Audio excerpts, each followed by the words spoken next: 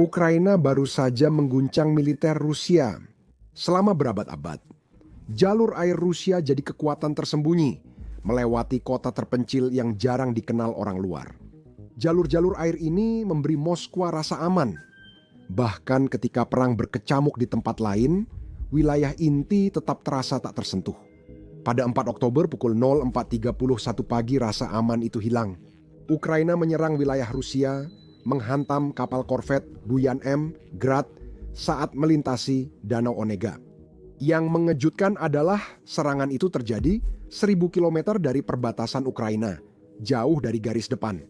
Namun Ukraina membuktikan bahwa wilayah jauh dari garis depan juga bisa diserang. Ini bukan serangan sembarangan, dan Grad bukan kapal perang biasa. Kapal kecil namun kuat, itu membawa 8 rudal jelajah meriam, otomatis 100 mm dan sistem pertahanan udara kecil. Rudal yang dibawanya memiliki jangkauan hingga 2.500 km dan mampu membawa hulu ledak konvensional atau bahkan nuklir. Hal itu membuat kapal ini menjadi target bernilai tinggi. Dibangun Desember 2022, kapal ini dirancang bergerak tenang di jalur air pedalaman. Mampu berlayar dari Baltik ke Kaspia sambil bersembunyi dari satelit dan pemantauan NATO. Kapal ini adalah alat Rusia yang paling fleksibel dan rahasia untuk pamer kekuatan. Saat serangan terjadi, Grad sedang dalam perjalanan, kemungkinan untuk penempatan atau penyembunyian. Beberapa analis bahkan menduga kapal itu sedang dipindahkan untuk perawatan atau ditarik dari Laut Hitam guna menghindari risiko yang semakin meningkat di sana. Ironisnya, kapal itu selamat di Laut Hitam tapi justru diserang di zona yang dianggap aman. Kelompok operasi khusus Ukraina, Sili Specjalnika Operasi, melaporkan serangan menghantam kompartemen unit tenaga kapal, melumpuhkan sistem propulsi dan membuat kapal tak bisa bergerak. Pada saat itu, semuanya sudah berakhir. Gambar satelit dan pelacakan sumber terbuka menunjukkan tim darurat langsung ke lokasi dan keamanan cepat diperketat di jalur air utara. Tujuan Ukraina sudah jelas. Ukraina menggunakan Grad untuk menyerang target penting di lokasi strategis dan memberi pesan ke Moskwa. Geografi saja tidak lagi bisa menjamin keselamatan. Semua kanal, sungai, dan danau yang dulu dianggap properti pedalaman tak tersentuh, kini tiba-tiba menjadi rentan dalam semalam. Video serangan di Danau Onega mulai beredar secara online dalam beberapa jam.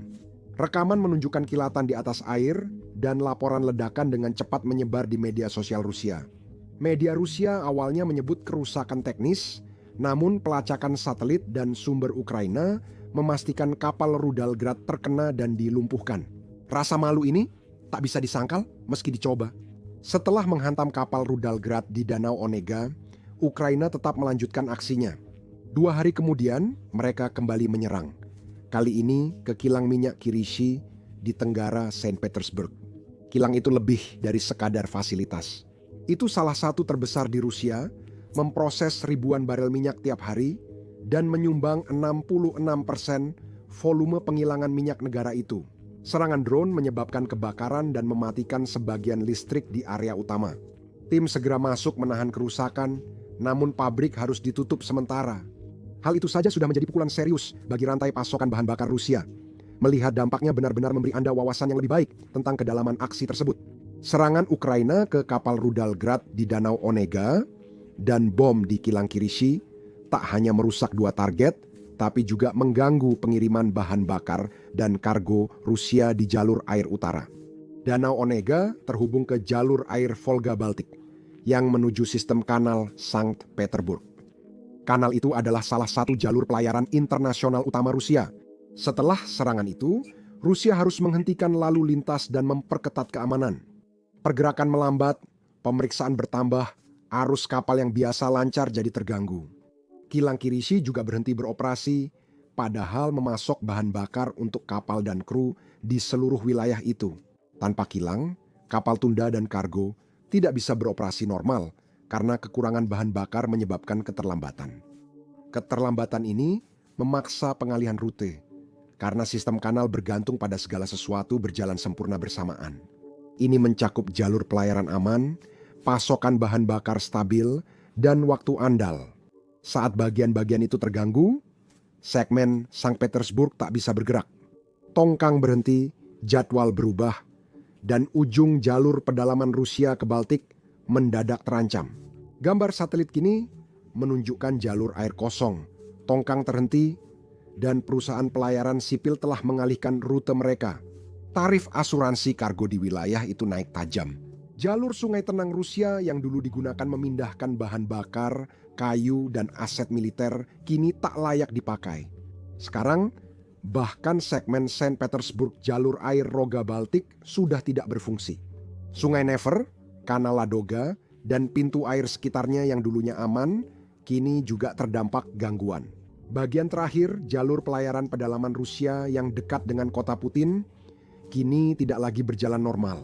Ini bukan perlambatan sementara, ini menunjukkan betapa rapuhnya sistem tersebut sebenarnya. Satu serangan terhadap kapal, satu kilang minyak yang dihancurkan, dan seluruh ritme logistik utara Rusia mulai kacau. Seperti yang mereka katakan di Kiev, 2 drone, 1 jalur air Rusia. Serangan-serangan ini jelas dilakukan pada waktu yang tepat untuk menyerang bagian yang paling menyakitkan, bahan bakar, logistik, dan kepercayaan diri. Rusia tidak hanya kehilangan kapal perang, kilang, atau bahkan jalur air, Rusia kehilangan rasa bahwa infrastruktur di utara mereka tidak bisa disentuh. Perubahan ini sangat penting, seperti yang akan Anda lihat sebentar lagi. Agar paham dampaknya, mari lihat apa itu kanal dan tujuannya dibangun. Kanal Laut Putih Baltik sepanjang 227 km dibangun pada 1930-an oleh tahanan Gulag melintasi hutan utara. Ribuan orang meninggal saat pembangunannya.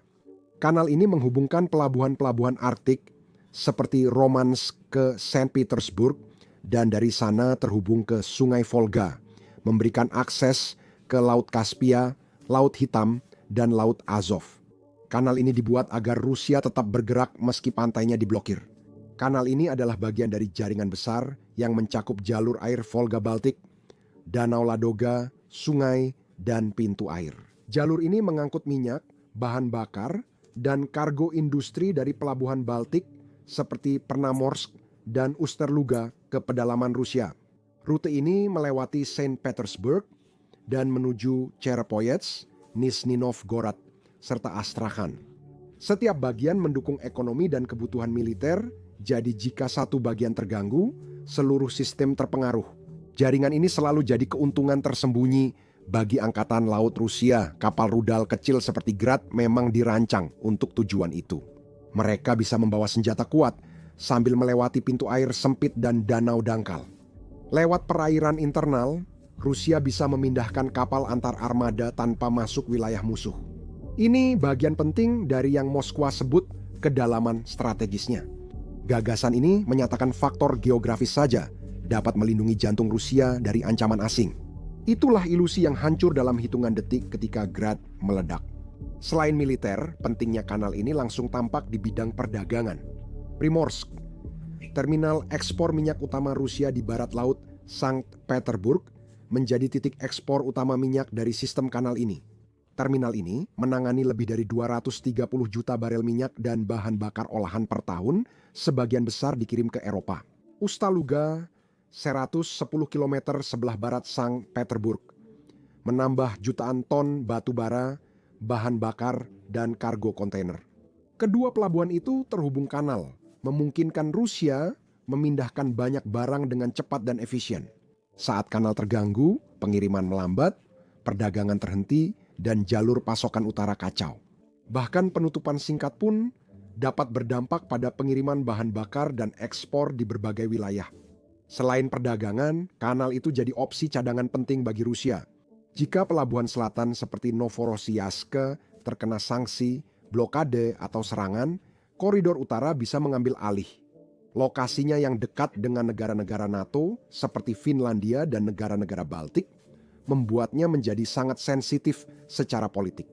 Ini juga memberi armada kapal selam utara Rusia jalur pintu belakang agar bisa melewati perairan diawasi NATO dekat Norwegia dan Inggris. Penutupan jalur ini membatasi kemampuan Rusia memindahkan aset nuklir diam-diam antar samudra. Rusia sudah lama menganggap wilayah ini aman karena letaknya jauh dari pertempuran yang sedang berlangsung. Rasa aman membuat Moskwa sangat bergantung pada kanal ini untuk aktivitas sipil dan militer. Ini bukan sekadar menghindari pengawasan NATO. Kanal ini adalah tulang punggung kekuatan Angkatan Laut Rusia untuk mendominasi Arktik. Kanal ini bukan hanya jalur perdagangan, tapi juga jalur vital Angkatan Laut Rusia. Secara diam-diam menghubungkan galangan kapal Sankt Petersburg ke pangkalan-pangkalan Arktik seperti Murmansk dan Svorodvinsk. Galangan-galangan kapal itu yang tersembunyi di antara istana-istana megah kota memproduksi sistem radar, bagian-bagian rudal, dan perlengkapan untuk kapal selam nuklir serta kapal perang armada utara. Kanal Laut Putih Baltik memungkinkan Rusia memindahkan barang-barang sensitif ke pedalaman, menghindari pengawasan NATO di perairan terbuka. Ini seperti jalur rahasia untuk pasokan militer, menjaga ambisi Arktik Rusia tetap lancar. Saat Ukraina menyerang koridor itu, mereka mengacaukan kapal kargo dan rantai pasokan angkatan laut. Satu serangan dapat menunda peralatan penting dan memaksa Rusia mempertimbangkan ulang cara melengkapi armada utara mereka. Dampaknya lebih besar dari yang terlihat. Moskow bertaruh besar pada Arktik, mempromosikan jalur laut utara untuk masa depan energi dan perdagangan. Tapi mimpi-mimpi itu membutuhkan pasokan yang stabil dari galangan kapal barat. Serangan Ukraina membuktikan bahwa drone yang ditempatkan tepat bisa menggagalkan rencana Arktik Rusia meski dari jarak 1000 km. Ini mengingatkan bahwa geografi Rusia yang luas, dari Eropa hingga utara yang dingin, tak lagi jadi perisai seperti dulu. Semua ini semakin menegaskan bahwa serangan ini telah menyebabkan kerusakan signifikan bagi Rusia. Ini bukan hanya merusak kapal, tapi juga menghancurkan rasa aman. Selama bertahun-tahun, Rusia menganggap pedalaman utaranya tak tersentuh dan jadi tempat liburan keluarga. Para perwira pensiunan memancing di perairan itu saat api menerangi danau. Ini bukan sekadar kekalahan militer, tapi juga psikologis. Perang datang ke tempat yang seharusnya tak pernah melihatnya. Drone itu tidak hanya menempuh ratusan kilometer, tapi juga melampaui batas mental. Kremlin selama bertahun-tahun meyakinkan rakyatnya bahwa perang hanya terjadi di zona operasi dan jauh dari mereka. Kini drone Ukraina berhasil melewati hutan, sungai, dan radar untuk menyerang kapal dalam jaringan pertahanan utara Rusia. Dan ini bukan sekadar wilayah biasa, ini adalah Karelia, sangat dekat dengan Saint Petersburg, kota tempat Putin lahir dan membangun karier politiknya. Serangan itu terjadi sangat dekat, pusat simbolis kekuasaan Rusia menjadi momen mengejutkan bagi penduduk. Bagi Kremlin, ini tantangan langsung terhadap gagasan kedalaman strategis berabad-abad. Hal ini membuka celah besar di pertahanan utara Rusia dan memaksa militer menarik sumber daya dari zona tempur untuk melindungi infrastruktur yang semestinya aman. Perubahan itu melemahkan posisi keseluruhan Rusia dan mengirimkan pesan yang jelas bahwa bahkan wilayah yang dijaga ketat pun rentan. Dan bukan hanya orang biasa yang merasakan perubahan ini. Dampaknya juga dirasakan hingga ke tingkat yang lebih tinggi. Pukulan ini sangat terasa bagi kalangan atas Rusia di Moskwa dan Sankt Petersburg yang selama ini hidup nyaman jauh dari pertempuran. Bagi mereka, perang hanya muncul di berita, tak mempengaruhi rumah atau rutinitas. Namun, dengan serangan yang sangat dekat dengan wilayah lama Putin, kesepakatan itu tampak dilanggar. Kesepakatan di mana Kremlin menjamin keamanan elit sebagai imbalan dukungan diam-diam. Kini, mereka mungkin khawatir halaman belakang sendiri jadi sasaran berikutnya, menimbulkan keraguan di lingkaran pendukung kepemimpinan.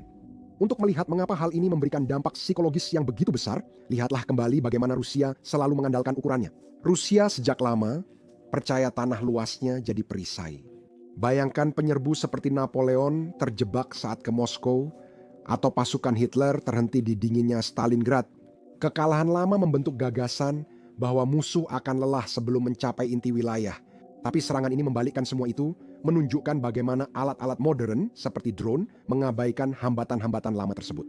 Strategi lama yang dulu efektif kini tak berlaku untuk serangan mendadak. Drone membuat jarak jadi tak berarti. Inilah kenyataan baru. Dalam perang, kecepatan dan presisi lebih penting dari jumlah. Satu kanal bisa mengubah keseimbangan. Ukraina tidak perlu memenangkan sebuah pertempuran. Mereka hanya perlu menunjukkan bahwa peta telah berubah dan mereka berhasil melakukannya. Ketika analis bilang kanal ditutup, mereka bukan bicara soal satu pintu air rusak atau kapal terdampar. Mereka menggambarkan runtuhnya pergerakan, perdagangan, dan kepercayaan. Ukraina melakukan lebih dari sekadar memblokir sebuah jalur. Ukraina mengungkap kelemahan yang lebih dalam dalam sistem Rusia.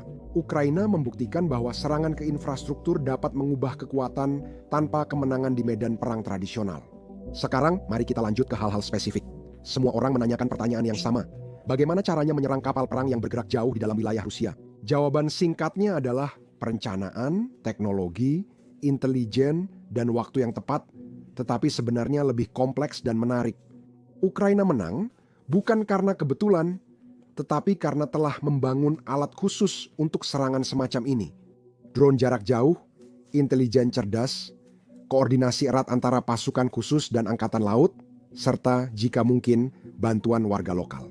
Alat ini murah, senyap, mudah beradaptasi, dan sulit dihentikan. Mari mulai dengan drone. Ukraina telah bertahun-tahun menyempurnakannya. Beberapa di antaranya bergaya kamikaze, dibuat untuk menabrak dan meledak. Yang lain berperan sebagai pengintai, mengirimkan gambar atau membimbing senjata. Model jarak jauh ini bisa terbang berjam-jam dan melacak target dengan Global Positioning System serta kamera. Mereka terbang rendah menghindari radar atau tinggi agar sinkron dengan satelit. Beberapa dikendalikan jarak jauh, lainnya terbang otonom. Mereka dirancang agar tak terlihat hingga terlambat. Namun, drone hanya sebaik intelijen pengendalinya. Jaringan intelijen Ukraina berkembang pesat.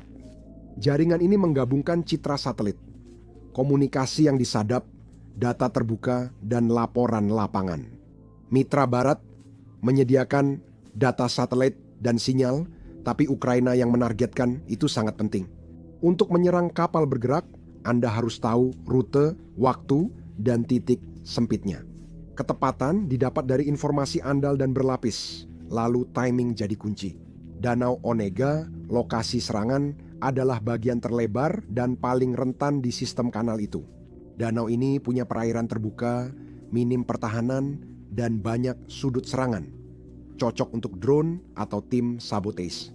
Perencana Ukraina kemungkinan melacak Grad selama beberapa hari atau minggu, menunggu kapal dalam posisi rentan. Ukraina menganggap seluruh operasi ini sebagai demonstrasi. Ukraina menunjukkan bahwa mereka dapat menjangkau jauh ke dalam wilayah Rusia, melewati pertahanan tradisional, dan menghantam target yang bergerak dengan presisi. Bukan dengan angkatan laut atau jet, melainkan jaringan alat yang saling bekerja sama. Mari kita bicara terus terang, meskipun begitu, Rusia sebenarnya punya pilihan untuk mencegah hal ini. Rusia bisa saja menetapkan pembatasan yang lebih ketat pada pergerakan kapal, meningkatkan patroli, atau menempatkan lebih banyak pertahanan anti udara di sepanjang kanal. Rusia mungkin sudah melakukan beberapa hal, tapi itu masih kurang. Kanalnya panjang dan sempit. Mempertahankan setiap meter sangat mahal dan lambat. Tak mungkin lindungi ribuan kilometer dengan pertahanan terbaik tanpa biaya besar atau kosongkan front line. Ini jebakan yang dimanfaatkan Ukraina. Salah satu elemen yang sering diabaikan dalam strategi serangannya adalah perpaduan metode. Beberapa serangan sepenuhnya mengandalkan teknologi, sementara yang lain bergantung pada orang-orang di lapangan. Kekuatan sebenarnya muncul ketika keduanya digunakan secara bersamaan. Ukraina diam-diam membangun jaringan di Rusia, terdiri dari simpatisan, informan, dan sabotir yang memberi hal yang tak bisa didapat dari satelit dan drone. Kedekatan. Agen lokal yang meluncurkan drone dari dalam Rusia atau melapor langsung membuat serangan lebih cepat, bersih, dan sulit dihentikan. Salah satu teori yang beredar adalah bahwa Ukraina tidak melakukan semua ini dari jauh. Mereka mungkin mendapat bantuan dari dalam Rusia, seperti simpatisan atau tim kecil yang menyusup untuk menerbangkan drone jarak pendek atau meledakkan bahan peledak dari dekat. Laporan menyebut serangan itu terlalu tepat untuk hanya menggunakan drone jarak jauh. Hal ini menimbulkan pertanyaan tentang peran warga lokal, memberikan intelijen atau membantu Ukraina secara langsung. Jika benar, ini menunjukkan celah di Rusia. Tidak semua orang percaya narasi Kremlin. Bantuan dari dalam seperti itu membuat setiap kota perbatasan Rusia menjadi titik lemah potensial, dan hal ini bisa memicu perburuan pengkhianat di jajaran keamanan Moskwa. Tentu saja, beroperasi di dalam Rusia membawa risiko besar. Meluncurkan drone dari dalam wilayah musuh bukan hanya tindakan berani, tapi juga sangat berbahaya. Kadang itu satu-satunya pilihan praktis. Banyak operator bekerja dalam sel kecil, bergerak diam-diam, menghindari perhatian, dan menyerang cepat. Dengan drone jarak jauh, Ukraina kini punya jangkauan yang sebelumnya tidak ada. Garis tipis antara sabotas lokal dan serangan jarak jauh mempersulit pertahanan dan membuat akuntabilitas tidak jelas. Rusia sering tidak tahu asal serangan atau siapa yang terlibat. Lalu, apa dampaknya bagi operasi Angkatan Laut ke depan? Bagi Rusia, memindahkan kapal lewat sungai dan kanal kini lebih berisiko. Para komandan perlu mempertimbangkan ulang rute, waktu menambah pengawalan, atau berhenti memakai jalur pintas darat. Itu mengurangi fleksibilitas memindahkan kapal antar armada, kerugian strategis yang sulit segera diperbaiki. Serangan ini juga mengubah perasaan orang. Pelaut yang dulu percaya pada kanal kini khawatir. Pekerja pelabuhan dan pedagang yang dulu mengandalkan pengiriman lancar kini khawatir akan keterlambatan dan kerugian. Ketakutan pun menyebar lebih cepat dari perbaikan. Hal itu menimbulkan keraguan sesuai keinginan Ukraina. Dalam perang, keraguan bisa seberharga kemenangan bagi Ukraina. Serangan itu tak hanya merusak infrastruktur, tapi juga membuktikan operasi mendalam dapat mengubah keadaan. Itu juga menetapkan standar baru tentang kemungkinan jika Ukraina bisa menyerang kapal seperti Grad di dekat Saint Petersburg. Ukraina bisa menyerang target bernilai tinggi, seperti depot bahan bakar, galangan perbaikan, atau persediaan rudal yang tersembunyi jauh dari garis depan. Setiap serangan membuat Rusia harus menipiskan pertahanan, menjadikan wilayah luasnya beban, bukan lagi perisai. Ukraina kemungkinan tak akan menghentikan kapalnya. Kini, pintu air, bendungan, dan kapal lain di jalur ini terancam. Bahkan jembatan kereta api dan jalan yang menuju ke Murmansk-Severodvinsk yang sangat penting bagi pangkalan-pangkalan di utara, kini semakin terlihat seperti target di masa depan. Ketidakmampuan Kremlin untuk menjelaskan apa yang terjadi hanya memperlebar keretakan yang ada. Kesenjangan antara persepsi dan kenyataan menimbulkan keraguan yang menyebar lebih cepat dari api di hutan kering. Keraguan ini tidak hanya akibat satu peristiwa, tapi berkembang sepanjang tahun. Blokade kanal adalah bagian dari pola kegagalan yang mulai menggoyahkan kepercayaan publik. Tahun ini, Rusia mengalami banyak kemunduran militer mahal yang makin meruntuhkan anggapan bahwa Putin masih mengendalikan perang ini. Awal tahun ini, pasukan Ukraina meluncurkan serangan drone besar yang melumpuhkan terminal minyak Tawapsey milik Rusia. Serangan itu menghentikan pengiriman bahan bakar di Laut Hitam lebih dari seminggu dan memaksa pengalihan jalur darurat. Terjadi serangan ke pangkalan udara Engels. Pada Juli, Ukraina merusak setidaknya 2 pembom Tupolev Tu-95 di salah satu lapangan udara paling dijaga di negara itu. Pembom adalah bagian triad nuklir Rusia, dan serangan ini mengingatkan bahwa aset strategis pun tak selalu aman. Akhir Agustus, Ukraina melancarkan serangan drone dan sabotase terkoordinasi di Belgrade, Bryansk, dan Kursk. Depot amunisi terbakar, pengiriman kereta api dihentikan, dan citra satelit menunjukkan lebih dari selusin fasilitas bahan bakar rusak atau hancur. Setiap serangan mengurangi kemampuan Rusia memindahkan bahan bakar, senjata, dan pasukan di wilayahnya. Yang membuat serangan-serangan ini semakin menyakitkan adalah karena serangan tersebut bukanlah serangan acak, melainkan sistematis. Ukraina telah memilih target-target bernilai tinggi yang penting secara ekonomi, militer, dan simbolis.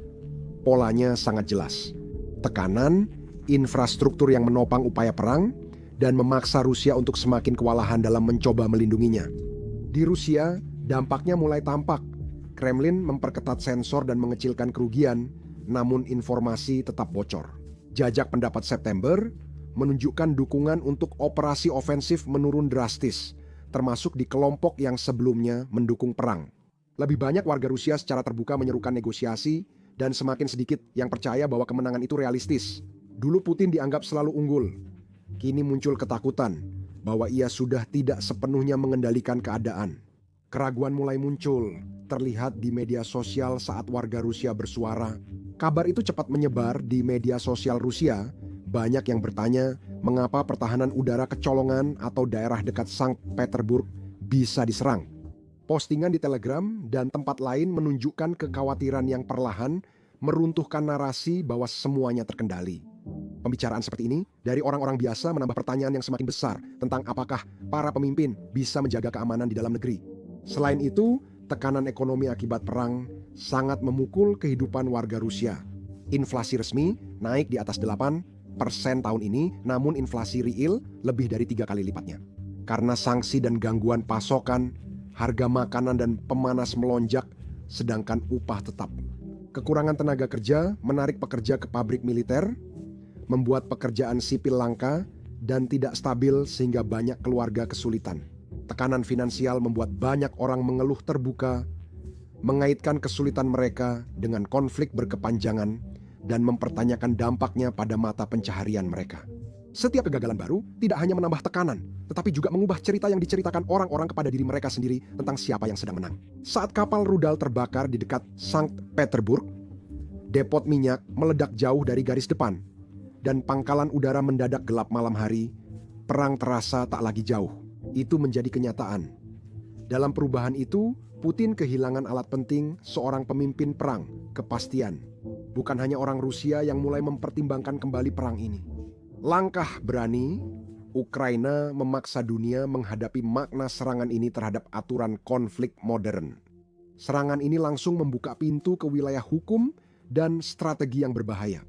Serangan presisi Ukraina sejauh 1.000 km ke Rusia, menghantam kapal angkatan laut dan kilang dekat kota besar, mendorong batas-batas perang modern. Sampai baru-baru ini, serangan jarak jauh Ukraina terutama menargetkan Crimea atau pangkalan militer di dekat perbatasan. Ini berbeda. Ini terjadi di dalam wilayah kedaulatan Rusia, jauh dari zona pertempuran, dan di tempat yang tidak pernah diduga Rusia akan rentan. Hal ini memunculkan pertanyaan sulit bagi ibu kota negara barat soal batas dukungan dan risiko eskalasi. Negara donor telah lama mencoba mengatur penggunaan sistem mereka. Amerika Serikat membatasi Ukraina, memakai sistem jarak jauh buatan Amerika agar tidak menyerang jauh ke dalam wilayah Ukraina, demi menghindari eskalasi dengan negara nuklir. Namun, inilah Ukraina yang melakukan operasi-operasi ini dengan drone buatan sendiri, intelijen lokal, dan akurasi yang sangat tepat. Ini adalah celah. Kiev siap memanfaatkan peluang ini dan sejauh ini berhasil. Tetap saja, setiap serangan jarak jauh sedikit demi sedikit mengubah iklim geopolitik. Perhitungannya jadi semakin berbahaya. Rusia menuduh NATO memfasilitasi serangan-serangan ini meski tanpa senjata barat langsung. Kremlin akan terus mendorong narasi ini, bukan karena benar tapi untuk membenarkan pembalasan, serangan cyber, atau aksi militer lebih luas. Setiap keberhasilan Ukraina selalu mengandung risiko, ditambah ada presidennya. Jika Ukraina bisa menyerang ke dalam wilayah Rusia dengan dukungan internasional dan reaksi global yang minim, apa pesan yang disampaikan kepada negara-negara di wilayah lain yang juga tegang? Taiwan, Iran, dan Korea Utara mengamati perang ini dengan seksama. Pesan yang mungkin mereka dengar bukan hanya tentang kecerdikan Ukraina, tapi juga tentang perubahan aturan dalam keterlibatan militer. Di dunia di mana teknologi, intelijen, dan aktor non-negara bisa memproyeksikan kekuatan melampaui batas tanpa hukuman, Ukraina berjalan di garis tipis. Ukraina tidak memakai perangkat keras NATO untuk menyerang kota Rusia, juga tidak menargetkan warga sipil atau melancarkan serangan sembarangan seperti Rusia. Sasarannya, target militer atau logistik, dan pengendalian diri sangat penting. Hal ini membuat pemerintah barat terus mendukung Kiev dan mempertahankan perbedaan moral dengan serangan Moskow ke apartemen dan rumah sakit di Ukraina. Semakin dalam serangan, semakin ketat batasannya. Dalam banyak hal, itulah bagian dari pesan yang dikirimkan Ukraina, bukan hanya kepada Rusia, tetapi juga kepada sekutunya sendiri. Ukraina mengatakan, kami bisa menangani ini. Kami mampu menjalankan kampanye berteknologi dan berisiko tinggi di wilayah musuh tanpa kehilangan kendali atau memicu kekacauan global. Sejauh ini, mereka telah membuktikannya. Semakin lama, setiap serangan membawa dampak taktis dan diplomatik. Bagi Ukraina, ini adalah upaya seimbang, menunjukkan kekuatan, menghindari eskalasi, dan menjaga dukungan dunia. Semua itu dilakukan sambil menargetkan jalur utama musuh nuklir. Selain menyerang kapal dan kanal untuk memperluas pertahanan Rusia, Ukraina juga terus berupaya melemahkan industri minyak yang mendukung mesin perang Moskow. Serangan ke Grad dan Kirishi ini tidak terjadi tiba-tiba. Ini bagian dari kampanye berkelanjutan yang menyerang kilang minyak Rusia sepanjang tahun. Daerah yang dulunya merupakan zona industri kini menjadi target serangan secara rutin. Sejak awal 2025, setidaknya 15 kilang besar diserang dan Ukraina menargetkan bagian tertentu dari pabrik itu. Mereka menargetkan unit inti yang mengubah minyak mentah menjadi bahan bakar, khususnya yang paling sulit diperbaiki. Jika salah satu unit rusak, perbaikan bisa berlangsung berminggu-minggu atau berbulan-bulan karena sanksi membuat suku cadang sulit didapat. Artinya, semua kendaraan dari tank sampai truk pengiriman butuh lebih sedikit bahan bakar. Dalam 2 bulan terakhir, output kilang Rusia turun lebih dari 50.000 barel per hari. Itu seperti kehilangan seluruh kilang berukuran sedang. Dengan Kabyshi, yang biasanya menangani sekitar 30.000 barel per hari serangan yang terjadi menyebabkan output turun sekitar 20%. Angka itu sangat besar dan bukan kasus terisolasi. Pada September, lebih dari 40 serangan menghantam kilang minyak dari Tuapse hingga Ryazan. Dan sekarang, ekspor bahan bakar dari pelabuhan Rusia telah turun ke tingkat terendah sejak awal 2022. Di Primorsk, kapal tanker harus menunggu lebih lama, sehingga beberapa pembeli mencari alternatif untuk menghindari keterlambatan. Kerusakan terjadi bukan hanya pada bahan bakar. Rusia, yang dulunya merupakan salah satu eksportir belerang terbesar, sekarang justru membelinya dari Kazakhstan karena kilang-kilangnya tidak bisa memproduksi cukup banyak. Itu merusak citra sebagai raksasa energi. Karena banyak pabrik tutup, Moskow mengalihkan minyak mentah ke pabrik yang masih beroperasi, tapi ini menyebabkan kemacetan. Jalur pasokan militer tertekan. Kurangnya solar membuat pengiriman ke garis depan melambat karena kendaraan cepat kehabisan bahan bakar. Di dalam negeri, daerah sekitar Sankt Petersburg telah melihat harga bahan bakar merangkak naik, menambah tekanan pada kehidupan sehari-hari. Strategi Ukraina sudah jelas. Melemahkan sistem yang mendanai perang tanpa perlu pertempuran besar. Setiap kilang yang diserang membuat Rusia rugi jutaan, sedangkan Ukraina hanya butuh biaya kecil dengan drone. Ini adalah proses perlahan, seperti melubangi ember sampai alirannya berubah menjadi tetesan. Serangan-serangan ini juga bisa mengungkap celah dalam pertahanan Rusia. Sistem yang dirancang untuk menghentikan jet kurang efektif, menangkap drone kecil yang terbang rendah dan menyerang malam hari. Setelah serangan Kabyshi, Rusia menambah patroli dan radar mobile di lokasi penting, namun harus menarik peralatan dari area lain. Perlindungan menipis, risikonya meningkat. Jika Ukraina melanjutkan ini, kapasitas penyulingan Rusia bisa tetap turun selama musim dingin saat bahan bakar pemanas sangat dibutuhkan. Ini akan membebani ekonomi karena inflasi naik dan cadangan dipakai menutupi kekurangan. Ini bukan kebakaran biasa, tapi bagian dari upaya melemahkan jaringan bahan bakar Rusia melalui serangan berulang. Di panggung internasional, pesannya jelas. Ukraina tidak hanya bertahan, tapi juga berkembang. Serangan di kanal menunjukkan bantuan, pelatihan, dan intelijen Barat berhasil. Drone, satelit, dan perencanaan presisi bekerja sama sehingga target terbesar pun jadi rentan. Bagi investor dan sekutu, ini menunjukkan kemampuan dan kendali. Ukraina kini menentukan tempo, bukan hanya bereaksi. Ini mengubah nada geopolitik perang ini. Ini juga membuka peluang pendanaan lebih besar untuk Ukraina, bukan hanya dari Eropa. Serangan Ukraina pada Oktober berdampak hingga Asia, terutama di 2 lokasi penting bagi energi Rusia, Tiongkok dan India. Kedua negara ini telah menjadi penyelamat bagi ekspor minyak Moskow sejak sanksi memutus pembeli dari Barat. Membeli minyak mentah Rusia dengan harga diskon menguntungkan mereka, menekan biaya energi dan menjaga industri berjalan. Bagi Rusia, wilayah ini berbahaya. Rusia butuh pendapatan ekspor minyak untuk mendanai perang dan menstabilkan ekonomi. Konsekuensi jangka panjang dari serangan-serangan ini sama pentingnya. Lalu lintas angkatan laut dan komersial Rusia di jalur air pedalaman kemungkinan melambat selama berbulan-bulan, membatasi fleksibilitas operasional. Komandan harus merencanakan dengan mempertimbangkan risiko baru agar mengurangi kecepatan dan ketidakpastian penempatan pasukan. Ukraina menunjukkan perencanaan matang dan operasi berbiaya rendah bisa memberi efek strategis setara serangan besar. Ini adalah bukti bahwa dalam peperangan modern, kekuatan otak seringkali mengalahkan kekuatan senjata. Singkatnya, serangan di kanal Sankt Petersburg berhasil mencapai 3 hal utama.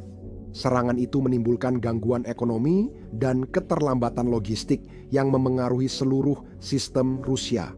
Kedua, serangan itu merusak kepercayaan dalam dan luar negeri dari perwira militer hingga pekerja pabrik. Ketiga, serangan itu membuktikan Ukraina bukan korban pasif, tapi aktor gesit, kreatif, dan berani yang menentukan arah konflik. Ini membuat pelajaran utama lebih jelas. Perang saat ini bukan hanya soal wilayah, tapi juga soal waktu, presisi, dan memahami titik lemah musuh Anda. Ukraina tak perlu menduduki wilayah untuk menang. Dengan intelijen, teknologi, dan kejutan, Ukraina memaksa kekuatan lebih besar terus bereaksi. Bagi Rusia, serangan itu bukan sekadar malu tapi peringatan. Geografi tak lagi jadi pelindung. Jarak tidak lagi menjamin keamanan. Setiap kanal, galangan kapal, dan koridor industri yang sepi bisa jadi target berikutnya. Ukraina telah menunjukkan bahwa bahkan jauh di belakang garis depan, tidak ada tempat yang benar-benar aman. Serangan kanal Sankt Petersburg adalah sebuah pesan yang ditulis dengan api dan baja. Dalam peperangan modern, kendali lebih diukur dari inisiatif daripada wilayah. Ukraina sekarang memegang inisiatif itu dan Rusia sedang belajar betapa mahalnya menyerahkan inisiatif tersebut.